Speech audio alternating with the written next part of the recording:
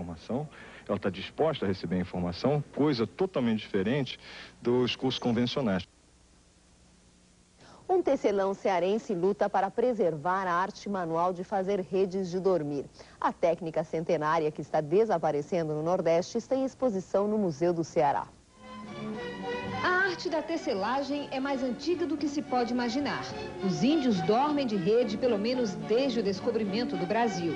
A exposição no Museu do Ceará reúne mostra fotográfica e histórica sobre a tecelagem, além de uma apresentação ao vivo do processo manual da confecção de redes pelo próprio artesão responsável pela exposição, Juarez Delfino. Cearense de Jaguaruana, Juarez vem de uma família de tecelões e desde cedo dedicou-se à arte de fazer rede. A criatividade fez surgir novas peças, como tapetes e mantas, tudo artesanal.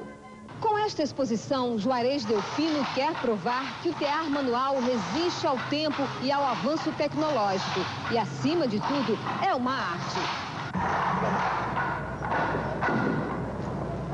Então venhamos passando pelo Brasil inteiro mostrando a arte de fazer a rede, porque infelizmente nós temos duas culturas no Ceará, a rede e a renda. A renda já se acabou devido à especulação imobiliária no litoral, acabou-se todas as rendeiras. E a rede está também em fase de extinção, pelo menos a rede manual, né?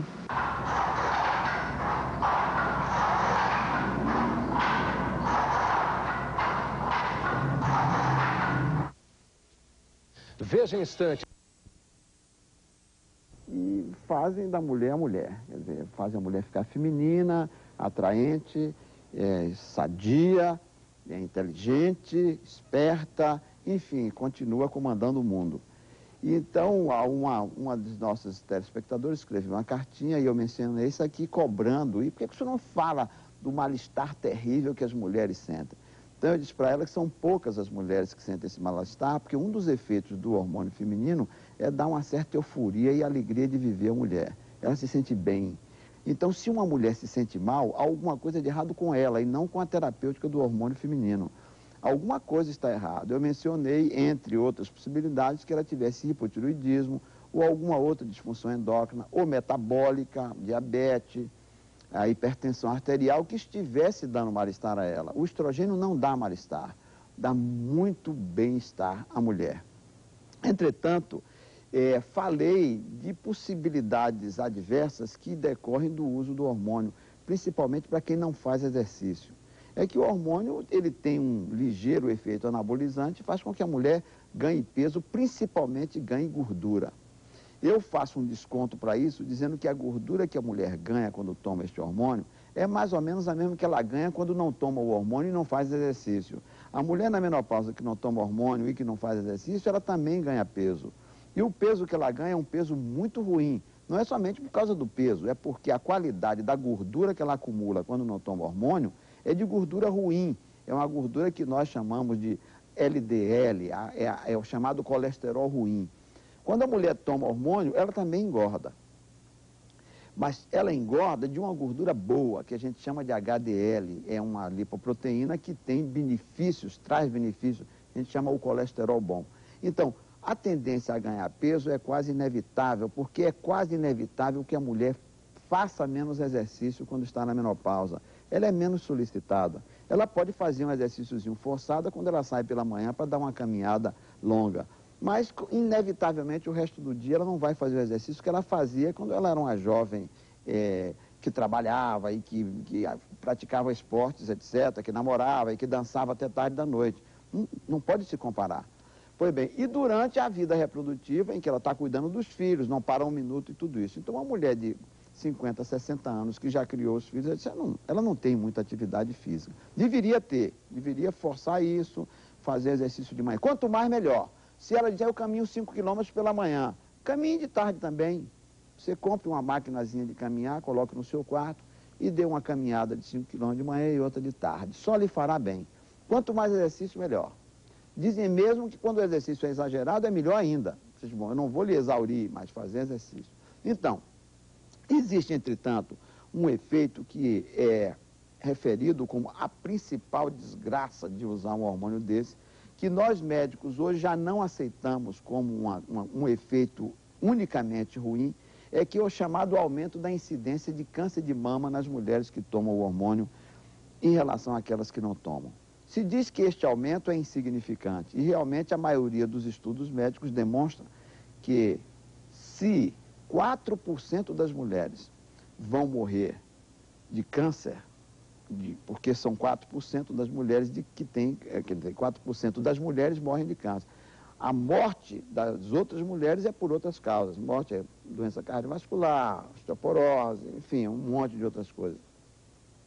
Então não é uma incidência muito grande, para o começo de conversa. Então há um aumento, digamos que haja um aumento de 50%. Em vez de 4, são 6 mulheres que vão morrer de câncer se tomarem o hormônio. Se vocês botarem o peso desse risco junto ao peso dos benefícios, os benefícios são muito mais numerosos do que este aumento.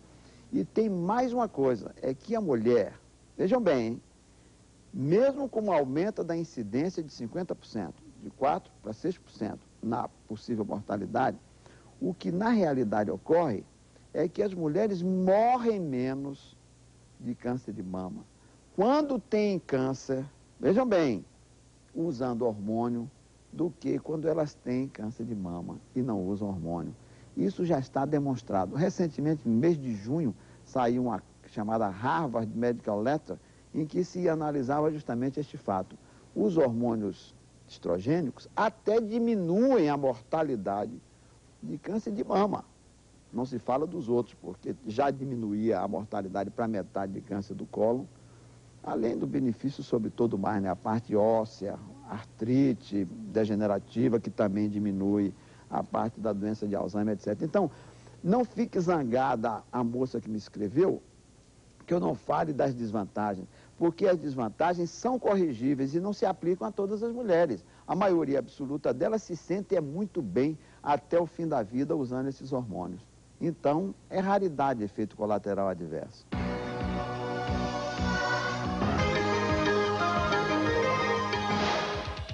Tensão na casa de detenção em São Paulo. Os presos continuam negociando a libertação dos reféns. E no esporte, o técnico Carlos Alberto Parreira está fora do São Paulo. O Dia a Dia volta logo depois do intervalo comercial. Não perca.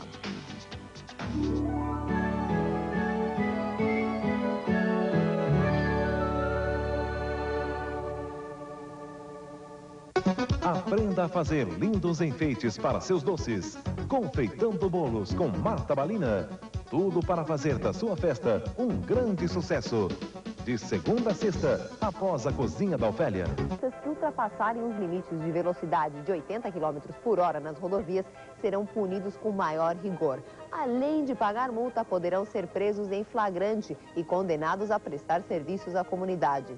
A medida entra em vigor no Rio Grande do Sul, Santa Catarina, Paraná e também no Mato Grosso do Sul. O valor da multa será determinado pelo juizado especial. E vamos às notícias policiais. Mais de 20 horas de tensão no maior presídio de São Paulo. 5 pessoas morreram e 25 estão como reféns. Renato Lombardi, bom dia.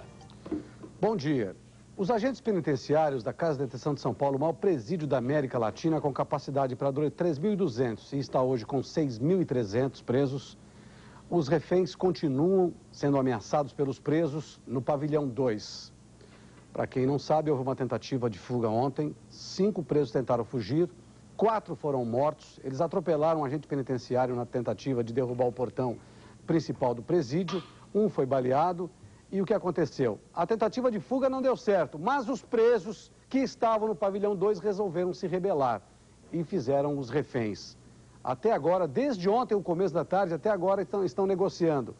10 deles querem ser transferidos, os líderes querem ser transferidos para Araraquara, no presídio de Araraquara, só que querem levar agentes penitenciários como reféns durante o trajeto. Aí está o impasse, as negociações continuam. Vamos saber um pouquinho da tentativa de fuga e das mortes de ontem na detenção. Vamos lá. Começou ao meio-dia, quando um caminhão veio recolher o lixo da casa de detenção. 5 presos apareceram com 2 revólveres e obrigaram o motorista a descer. Um sargento da PM, que fazia escolta de outros presos, foi feito refém. Dirigindo o caminhão, os presos tentaram fugir. Derrubaram 3 portões do presídio, inclusive o último da saída. Foi quando atropelaram e mataram o funcionário José de Deus Menezes, de 56 anos. Os outros funcionários se revoltaram e trocaram tiros com os fugitivos. Resultado, 4 presos mortos a bala. Aproveitando o momento, detentos do pavilhão 2 decidiram iniciar um motim. Com a confusão formada, policiais civis e militares cercaram o presídio. Os detentos conseguiram fazer 25 funcionários da cadeia como reféns. A polícia chegou a anunciar o fim da rebelião, depois voltou atrás. Os presos querem a transferência para o presídio de Araraquara, mas querem levar os reféns ou mantê-los em poder dos presos que vão ficar na detenção. O secretário de Assuntos Penitenciários não aceita as exigências dos presos e a rebelião continua. Preso não quer nada. Preso tem que ficar preso. Assaltou, matou, estuprou, foi condenado, vai cumprir a pena. Não tem exigência nenhuma, não tem que exigir nada. Tentaram fugir, a tentativa de fuga é válida? Pode ser que seja válida, mas fizeram o quê? Mataram um agente penitenciário, fizeram barbaridades, estavam drogados. Preso não tem que exigir nada. Preso tem que cumprir a pena. A direção do presídio não deve ceder. Porque se ceder, o que vai acontecer? Toda semana acontece uma rebelião, um motim, uma fuga, uma tentativa de fuga. Todas as semanas isso tem acontecido nos principais presídios do país. O preso, ele tem que se convencer de que ele matou, de que ele assaltou, de que ele roubou, de que ele furtou, sequestrou, estuprou. Foi preso, foi condenado e vai cumprir sua pena. Eles não tinham nada com essa história. Esses presos que estão mantendo esses agentes penitenciários como reféns não tinham nada a ver com a tentativa de fuga. Mas não, é o espírito de porco deles, a solidariedade é o que acontece. É exatamente isso. É preciso ter mão forte com essa gente. Mão forte mesmo. Preso, como eu disse, está lá. Não tem santo lá. Não tem ninguém inocente lá. Não tem gente que não praticou nada lá. É capaz que, quem sabe, tenham algumas pessoas que foram vítimas de um erro judiciário. Muito pouco, mas a grande maioria está lá porque merece, está lá porque assaltou, está lá porque praticou um crime. Então não tem essa história de negociar. E vai sim, vão ser transferidos os líderes, deveriam ser transferidos para a prisão de Taubaté, ou no anexo da casa de custódia. Ali é segurança máxima, não vai fugir nunca. Tranca e joga a chave fora. Deixa lá para exatamente aprender a obedecer. Cumpre sua pena e volta para a sociedade. Em São Paulo foi assassinado, nesta madrugada, um rapaz de 22 anos. Ele estava numa boate no bairro do Planalto Paulista, foi sair da boate, houve uma tentativa de assalto. Ele estava entrando com 2 amigos no carro dele, um Audi. Na tentativa de assalto, mataram um rapaz de 22 anos da família Americano, uma família tradicional aqui de São Paulo. Os assaltantes fugiram, nada levaram, o rapaz foi socorrido, mas chegou morto ao hospital. É isso que acontece. Matam por nada. É essa gente que está na casa de detenção agora, mantendo reféns. São assassinos, estupradores, assaltantes que não pensam em matar, não pensam em tirar a vida das pessoas. No Rio de Janeiro, o problema das balas perdidas. E que problema, hein? Vamos saber. Em apenas 12 dias, 12 pessoas foram atingidas por balas perdidas. Os traficantes traçam a geografia da violência e quem não tem nada a ver com a marginalidade fica no meio da linha de fogo. Ando no ônibus com medo, na rua com medo, certo, em casa com medo. De um modo geral, a gente está realmente vivendo um clima muito triste, né? Cada um tenta se proteger como pode. Depois de ter o sótão de um de seus prédios transformado em esconderijo e depósito de traficantes, a Universidade Estácio de Sá está reforçando a segurança. A escola fica ao lado do Morro do Turano, na zona norte da cidade, e já conta com maior policiamento. O local também está mais iluminado. Um matagal nos fundos foi devastado para dificultar a formação de esconderijos. E o muro vai passar a ter 5 metros. É mais um caso do medo que cerca os cariocas. Não, está acontecendo isso. Nós estamos fechados e eles em liberdade. É isso que acontece. As coisas estão invertidas no país. Nós levantamos muros, temos cachorro, cercas, arame farpado, eletrificado, faz tudo isso. E os assaltantes estão em liberdade nas ruas. É isso que está acontecendo, infelizmente, no país. Enquanto não tiver um pulso forte, alguém que se fizer respeitar como a lei, nós estamos perdidos. E para arrematar, 2 notícias. Uma delegada de polícia foi assaltada ontem à noite em São Paulo. No cruzamento com o carro foi assaltada Isilda Cristina Videira. Ela foi assaltada, levaram a bolsa, o celular, a carteira de policial e a arma dela. E um outro assunto, um médico, Norberto Esteban Galeano, foi condenado a pagar 100 salários mínimos de multa por danos morais por ter dado um tapa no rosto de sua colega, também médica, Maeve de Barros, num hospital no bairro da Liberdade, no centro de São Paulo. Além de pagar os 100 salários mínimos, ele vai ter que custear a metade do tratamento que ela vai fazer durante 3 anos por causa do tapa no rosto. E tudo aconteceu por causa de ciúme no trabalho. Bom dia.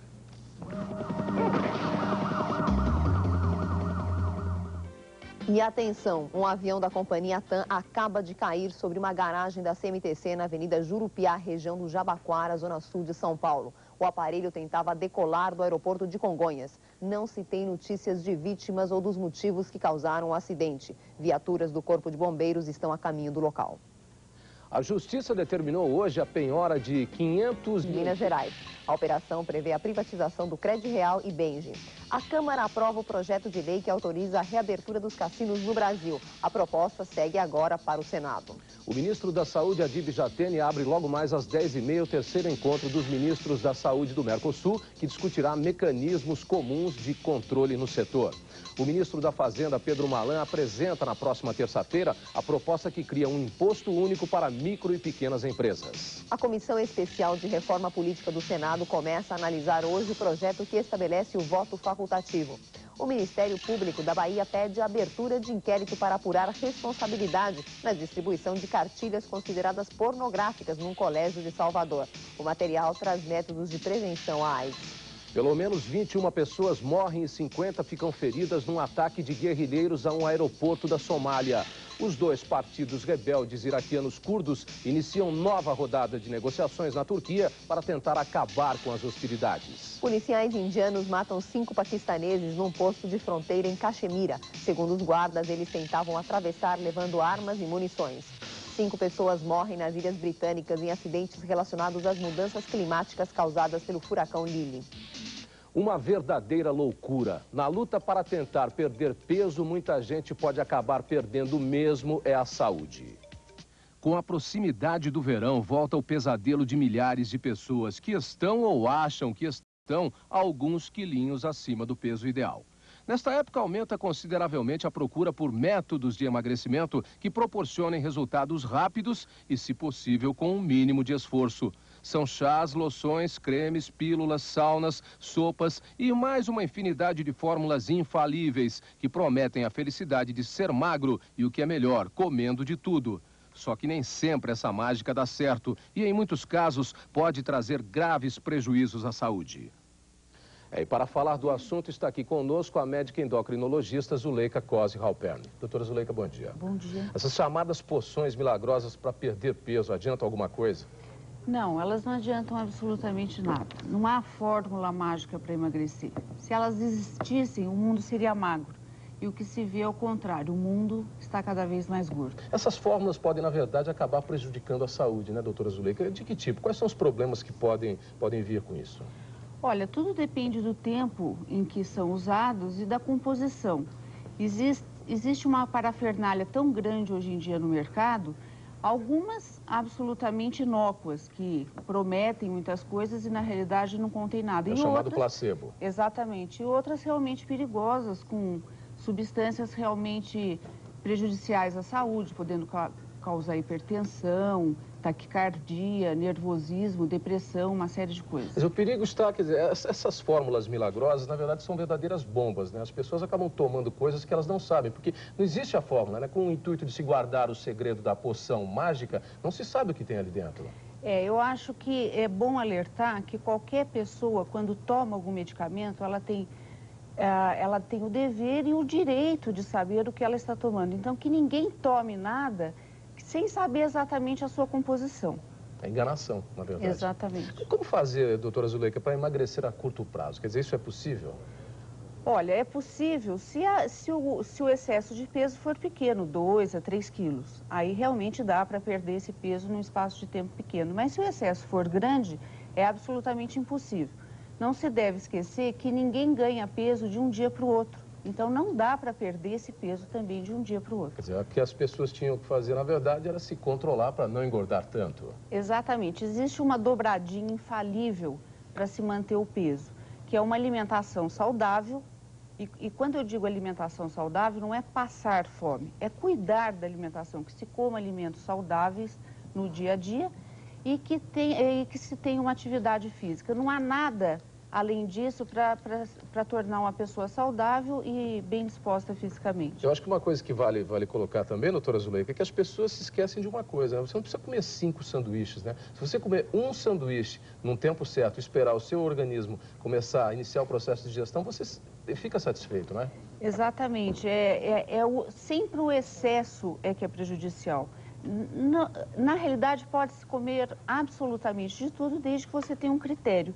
E até também escolhendo a qualidade dos alimentos. Por exemplo, você pode comer um sanduíche absolutamente saudável e outro terrível. Se você come um sanduíche que tem fritura, maionese, acompanhado com batata frita, a quantidade calórica desse sanduíche é muito grande.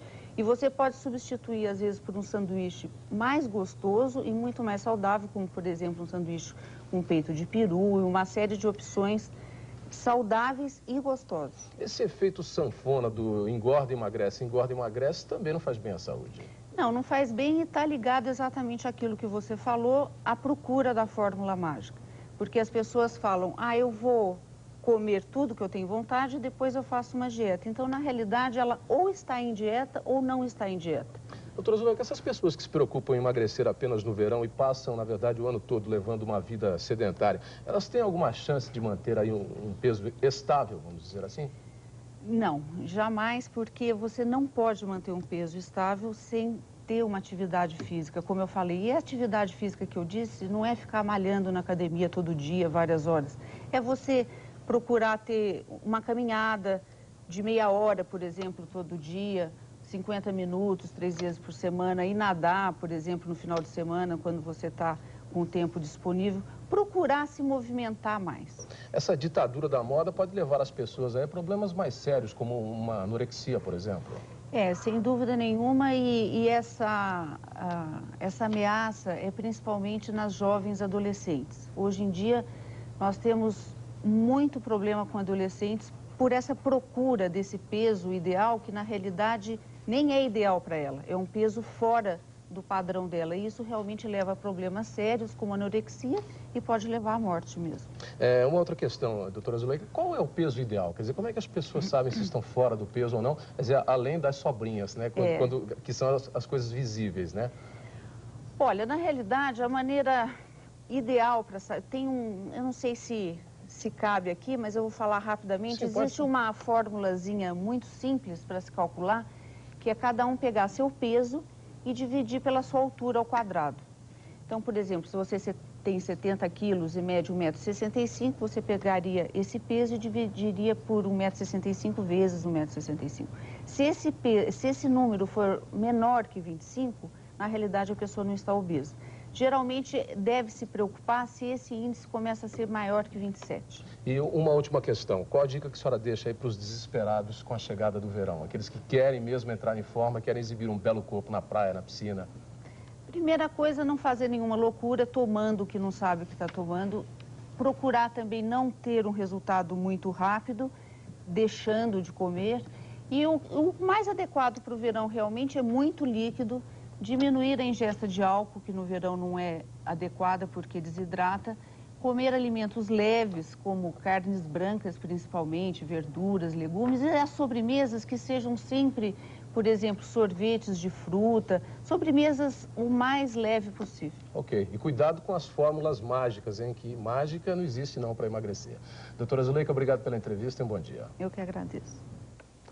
Não perca amanhã no Primeira Página o aumento da agressividade entre as pessoas e a banalização da violência.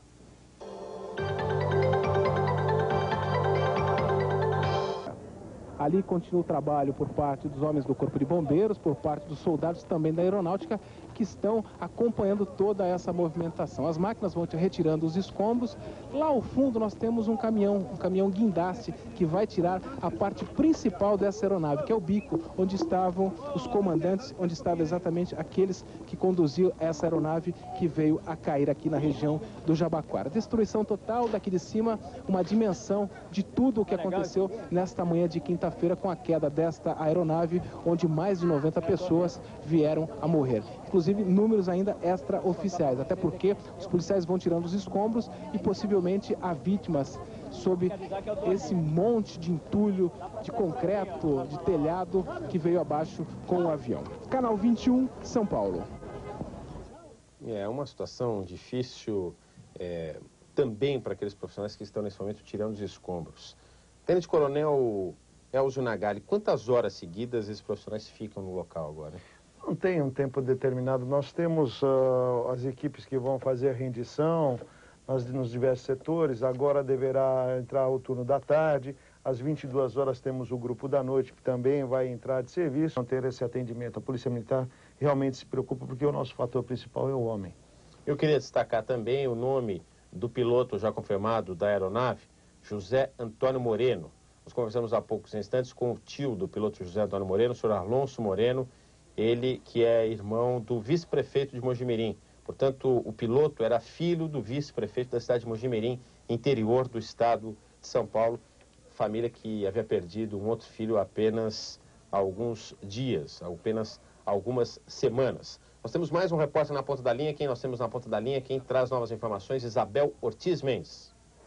Ok, Marco Antônio Sabino, nós falamos aqui do Golden Flex Hotel, aonde a TAM montou seu serviço de atendimento a parentes e amigos das vítimas do acidente aéreo ocorrido esta manhã. Aproximadamente 60 pessoas passaram por aqui procurando por amigos ou familiares. A maioria, infelizmente, entrou no Golden Flex Hotel e saiu com a triste notícia de que realmente teria um amigo ou um parente neste voo. O problema maior são as pessoas que chegam aqui com a informação de que um amigo ou parente não estaria no voo, por algum motivo não teria embarcado, né? Mas consta aqui na lista da TAM de que essa pessoa estaria. Então essas pessoas saem daqui absolutamente preocupadas em direção ao IML. Muitas usando inclusive o serviço de transporte da TAM para o IML. Estão sendo aguardados agora familiares que estão vindo em voos fretados pela TAM de Bauru, Campo Grande, Uberlândia, Cuiabá, Curitiba e Londrina. Chegaram há poucos familiares das vítimas que vieram do Rio de Janeiro. Nós voltaremos com novas informações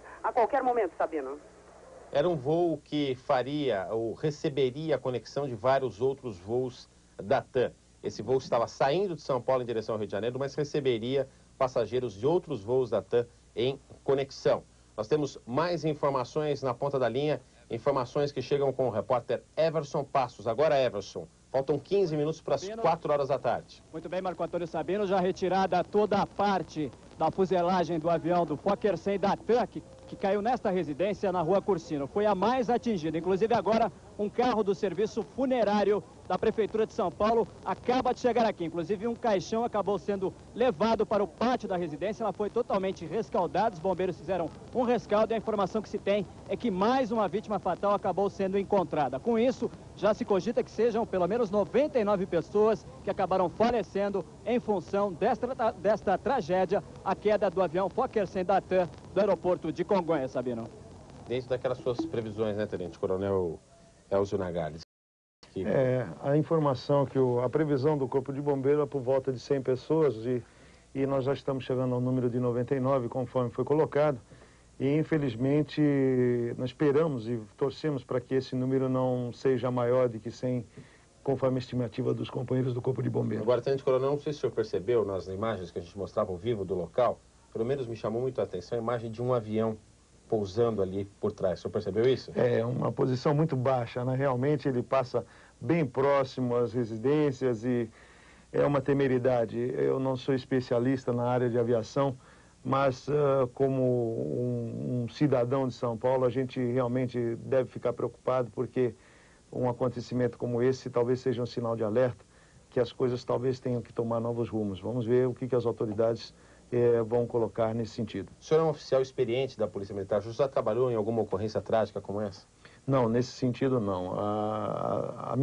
Dos meus 29 anos e meio, já vou completar 30 anos de serviço, ainda não tive um contato pessoal com uma ocorrência de tragédia. Já tive ocorrências minhas com casos de sequestro dentro de residência, com bandidos. Nesse sentido, sim. Mas em caso de acidentes como esse de hoje, nunca. E o avião Fokker 100 da TAM, do voo 402, que decolou de Congonhas às 8 horas e 26 minutos, começou a pegar fogo no ar. A informação que chega agora, pegar o fogo já no ar 2 minutos depois. O choque do avião ocorreu sobre prédios localizados nessa região, da Avenida Armando de Arruda Pereira e da Rua Luiz Orsini de Castro, quase 2 quilômetros adiante da cabeceira da pista. Mecânicos da companhia aérea TAM informaram que ouviram um estrondo logo após a decolagem. O ruído teria sido decorrente de uma avaria de algum equipamento da aeronave que começou a pender para o lado direito e perder a altura. Esta é a descrição, é a narrativa de pessoas que viram o acidente. Segundo testemunhas, o piloto ainda tentou retornar ao aeroporto, mas não teve tempo e nem espaço para a manobra. Os tanques do avião estavam cheios, absolutamente cheios de combustível, e começaram a pegar fogo. O combustível derramado se espalhou, fez um rastro também, assim como o avião fez um rastro de destruição. Junto com as chamas que começaram a cair com o líquido, à medida que o avião se chocava com os prédios, as casas iam se incendiando. Equipes de salvamento do aeroporto foram enviadas ao local do acidente. As operações de Congonhas ficaram paralisadas por 18 minutos por causa da enorme nuvem de fumaça que se formou em razão do incêndio. Peritos do Serviço Regional da Aviação Civil, o SERAC, foram ao local do acidente para recolher informações e tentar descobrir o motivo da queda deste avião. Agora faltam 11 minutos para as 4 horas da tarde. Mais informações que chegam ao vivo no seu canal 21 e na Rede Bandeirantes de Televisão. Agostinho Teixeira. Pois é, Sabino, faltando 11 para as 4, nós falamos aqui também da Rua Luiz Orsini de Castro, onde continua o trabalho da polícia, o trabalho dos peritos, os técnicos do Instituto de Criminalística, que já estão trabalhando, tentando identificar a causa, o motivo desse gravíssimo acidente com o Fokker 100 da TAM, que seguia rumo ao Rio de Janeiro. Agora há pouco, Sabino, a retirada de uma das turbinas desse avião foi considerada bastante importante. A retirada, a recuperação dessa turbina que estava praticamente intacta. Segundo os técnicos do Instituto de Criminalística, havia uma hipótese, uma versão que já estava sendo desenvolvida para explicar a queda desse avião, que era um incêndio que teria ocorrido em uma das turbinas desse avião. Essa turbina, que foi retirada agora há pouco, praticamente intacta, estava bastante amassada em função do impacto, é óbvio, mas não havia, pelo menos a princípio, segundo os técnicos, indício nenhum de incêndio, nenhum indício de fogo nessa turbina, o que, segundo os peritos, segundo os técnicos da polícia, é bastante importante. Esse dado é muito importante para que se consiga chegar à causa, ao motivo desse gravíssimo acidente. O trabalho por aqui continua muito grande, Sabino, e agora, nesse momento, já praticamente toda a fuselagem desse avião, começa o trabalho de limpeza da rua, um trabalho mais definitivo de limpeza dessa rua, o trabalho de desinfecção por parte dos homens da Secretaria de Saúde. Está havendo uma limpeza muito grande, já que toda essa área foi atingida, portanto, esse trabalho final agora praticamente para a retirada dos últimos destroços, que já vai acontecendo, e a limpeza definitiva da Rua Luiz Orsini de Castro. Mas esse dado é muito importante, segundo a perícia. Essa recuperação dessa turbina desse avião, que estava praticamente intacta, sem nenhum sinal, pelo menos a princípio, um sinal evidente, mais evidente de incêndio. Esse dado, segundo os peritos do Instituto de Criminalística, é bastante importante e o trabalho...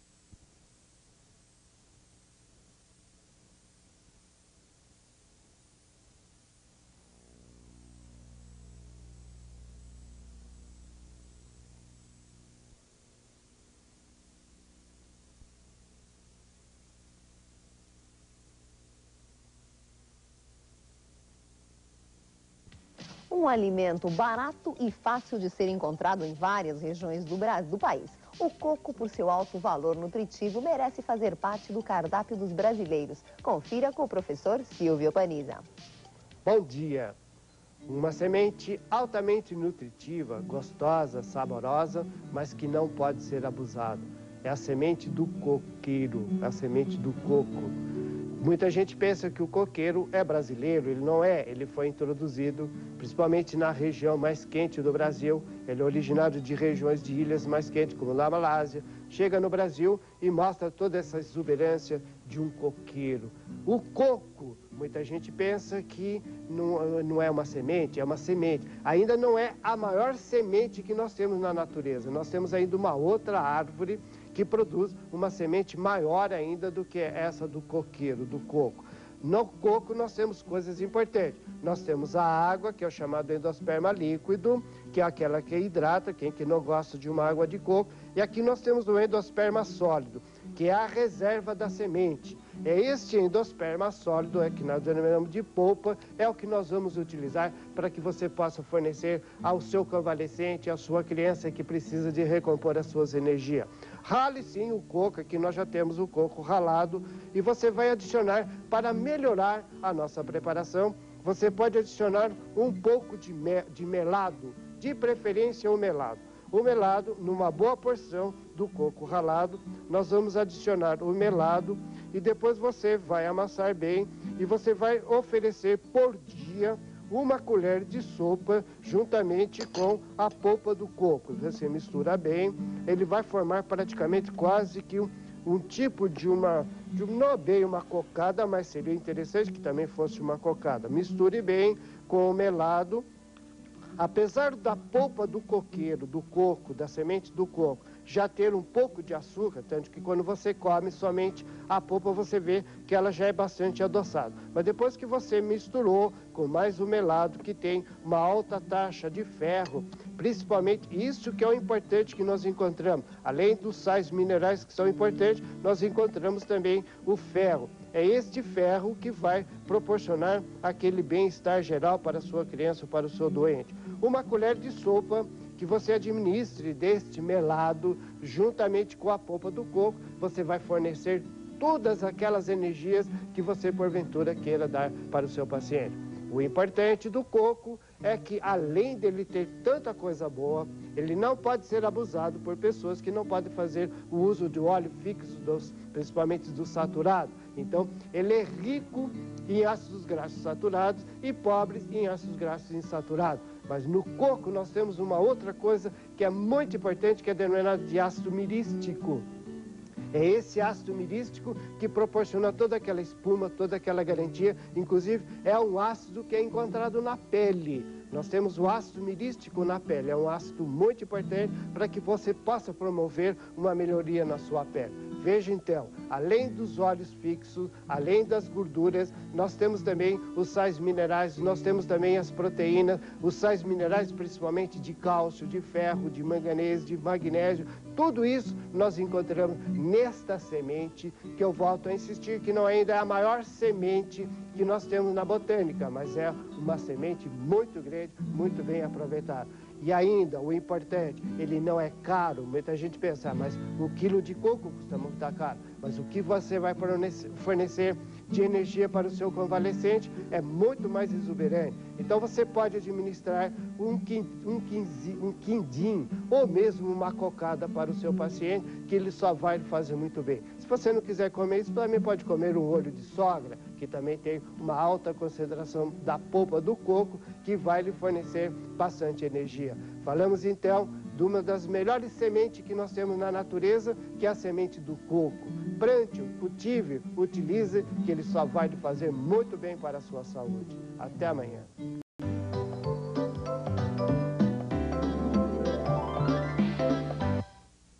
E atenção, vamos a novas informações sobre a queda do avião nesta manhã em São Paulo. Os bombeiros já conseguiram controlar o fogo nas casas atingidas pelo avião Fokker 100 da TAM, que caiu agora há pouco em São Paulo, nas proximidades do aeroporto de Congonhas, quando tentava decolar. O aparelho levava 89 passageiros e 5 tripulantes. Informações ainda não confirmadas dão conta que não há sobreviventes na tragédia.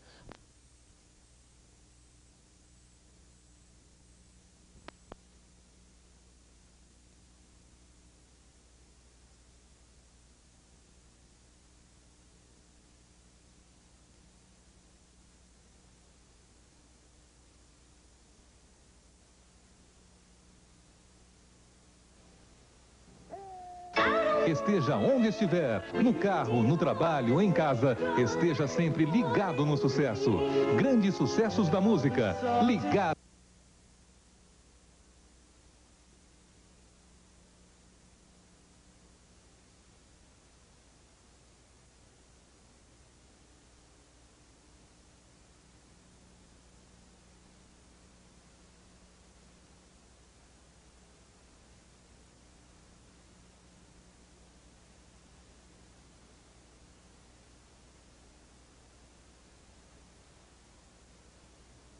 Bem, tivemos uma queda de energia que nos tirou do ar por alguns instantes, mas voltamos agora com o dia a dia e seguindo com informações sobre a queda do avião em São Paulo nesta manhã. Os bombeiros já conseguiram controlar o fogo nas casas atingidas pelo avião Fokker 100 da TAM, que caiu agora há pouco em São Paulo. O aparelho levava 89 passageiros e 5 tripulantes. Ia para Brasília. Informações ainda não confirmadas dão conta que não há sobreviventes na tragédia. Vários corpos carbonizados estão sendo retirados dos escombros pelos bombeiros. Um rastro de destroços foi deixado pelo avião, que bateu em telhados de várias casas antes de cair sobre casas e carros na rua Carmine de Gênio.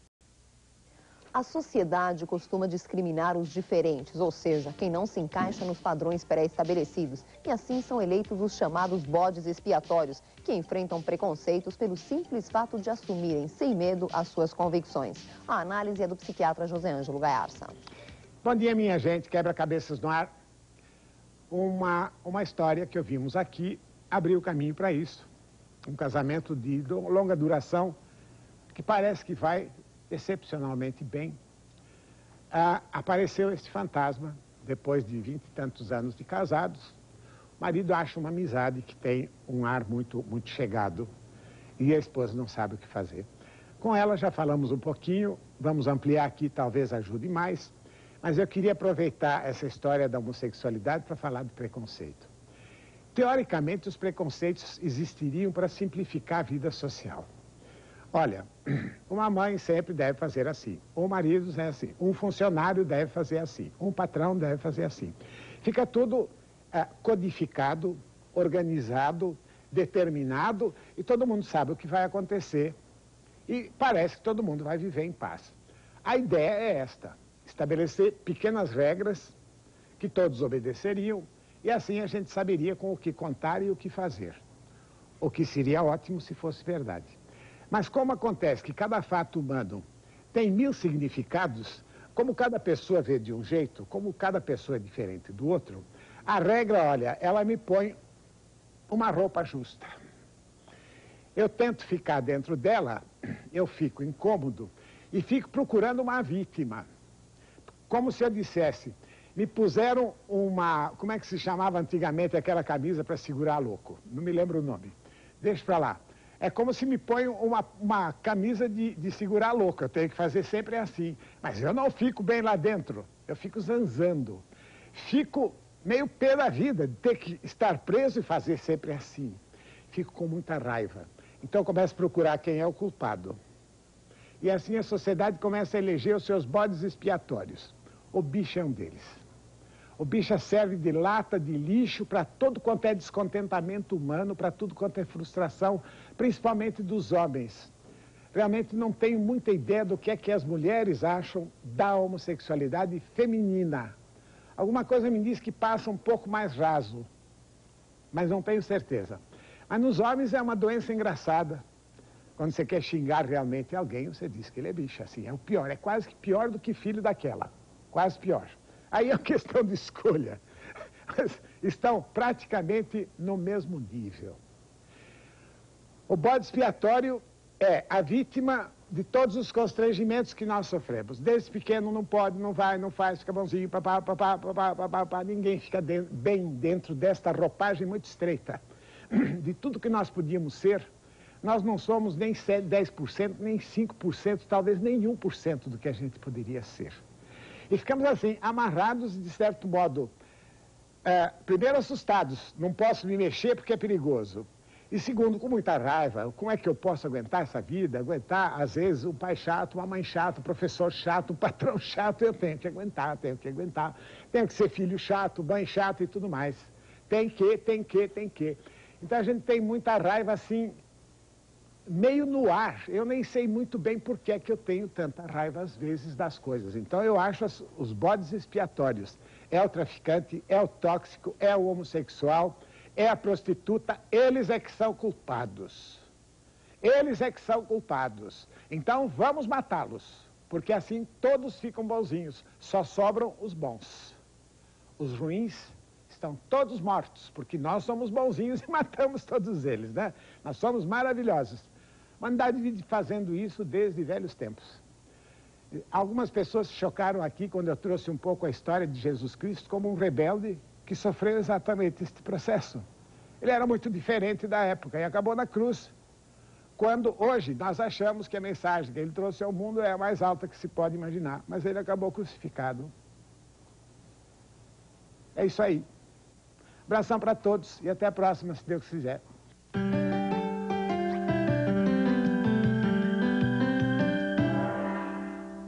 Em instantes, as atrações de uma cidade americana que já... O avião da TAM. Mas a orientação básica por aqui é a seguinte: este reconhecimento ainda não é possível, pois até agora não houve a liberação dos corpos por parte do Instituto Médico Legal. Existe um funcionário da TAM, aliás, um funcionário do setor de recursos humanos, o Edivaldo Elias.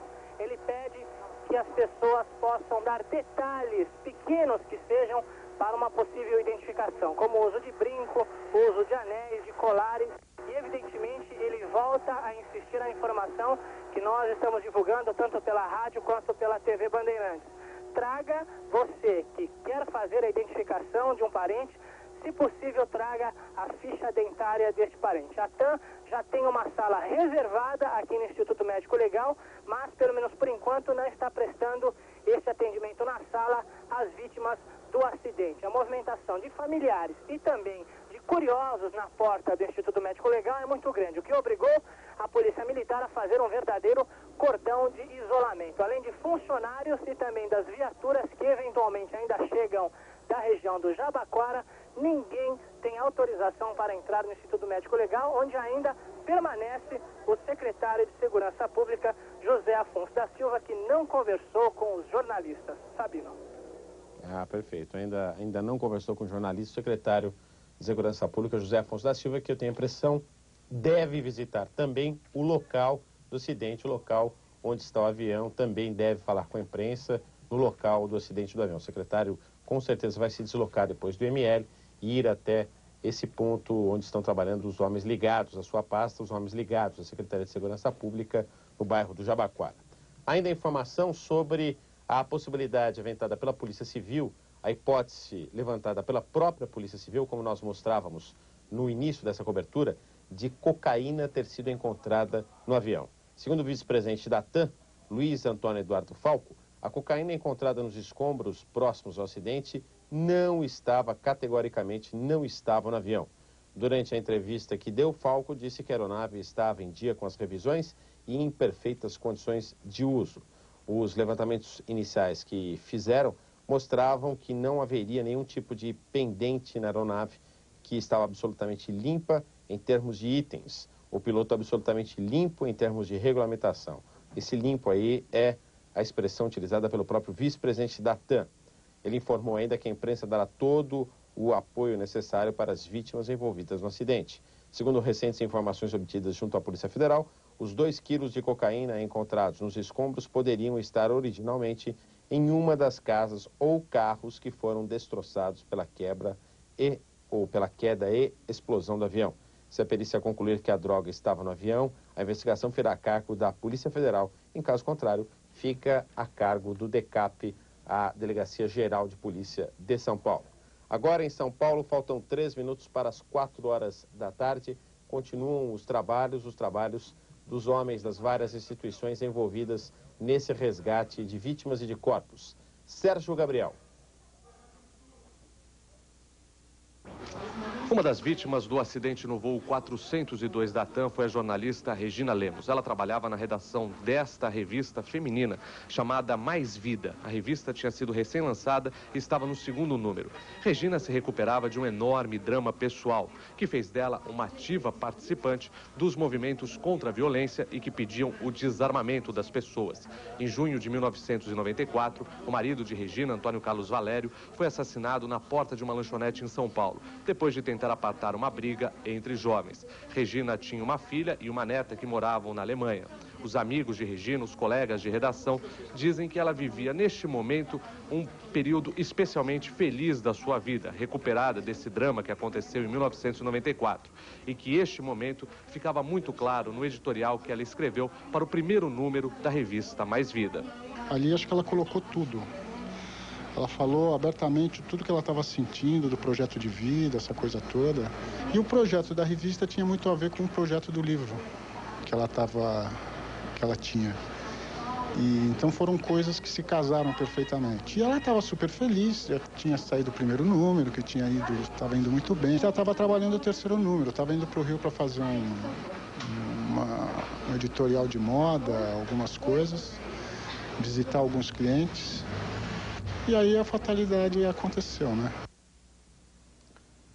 Fatalidade que envolveu também todos os outros passageiros desse voo 402 da TAM, assim como 6 tripulantes. Queria agradecer mais uma vez a presença em nossos estúdios do Canal 21 e da Rede Bandeirantes de Televisão, do Tenente Coronel Elzo Nagari, Relações Públicas da Polícia Militar que desenvolve um trabalho importantíssimo nesse momento, um momento tenso da cidade de São Paulo. Nós vamos continuar acompanhando, estaremos juntos aí no que for possível, Tenente. Com certeza estaremos ao seu lado e temos a certeza que o nosso dever...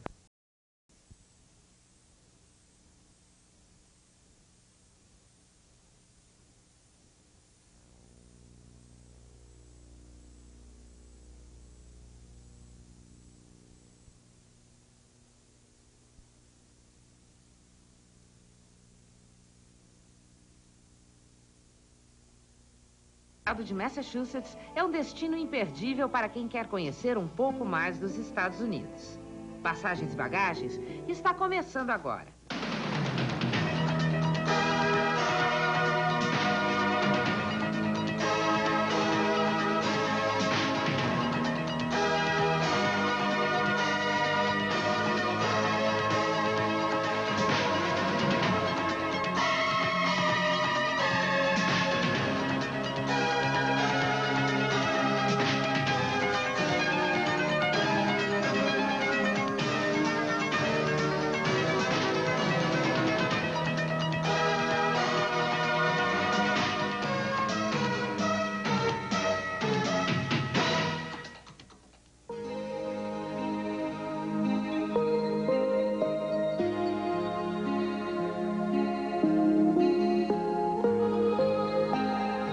Nos velhos tempos era daqui que eles zarpavam.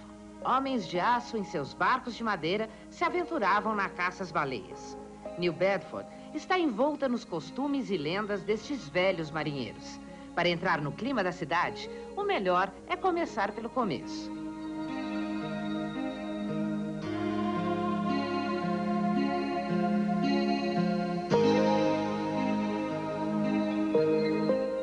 O New Bedford Whaling Museum é uma homenagem a uma das tradições mais antigas aqui da região e vale a pena ser visitado.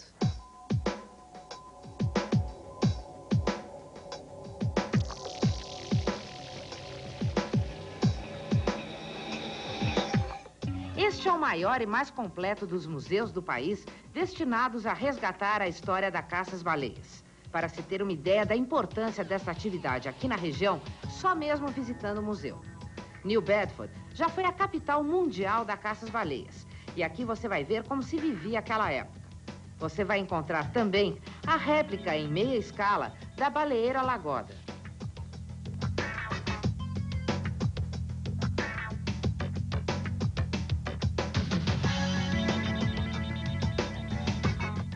Os objetos usados nas baleeiras também estão expostos aqui.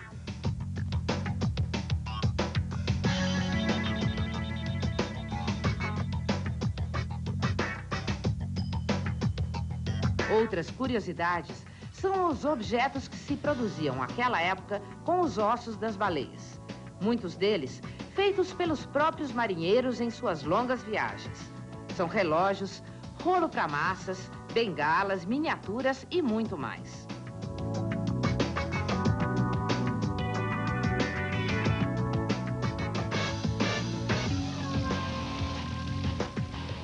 Pinturas, gravuras e desenhos relacionados ao tema também estão expostos no museu. Mas o que mais atrai a criança, depois da réplica da baleeira, é o esqueleto de baleia.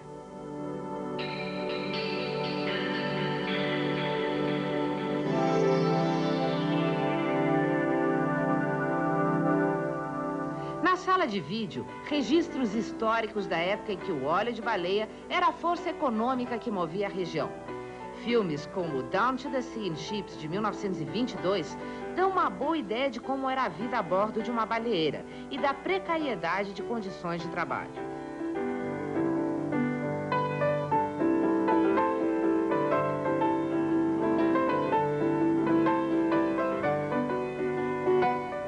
Saia do museu e atravesse a rua.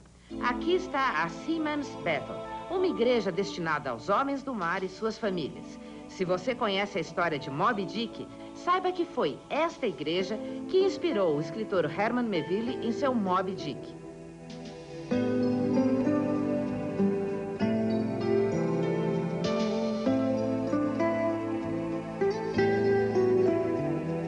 Para se ter uma bela vista de New Bedford, siga até o Parque Estadual de Fort Phoenix, em Fairhaven.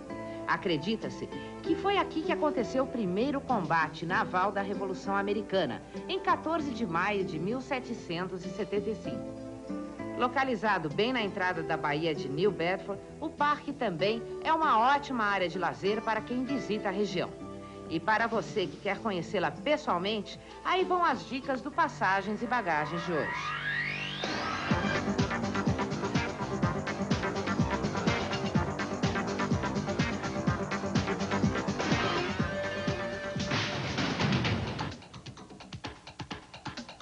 Para se chegar a New Bedford, saia de Boston pela rodovia 24 até Fall River e pegue então a 195 até New Bedford. O New Bedford Whaling Museum abre diariamente das 9 às 5 da tarde.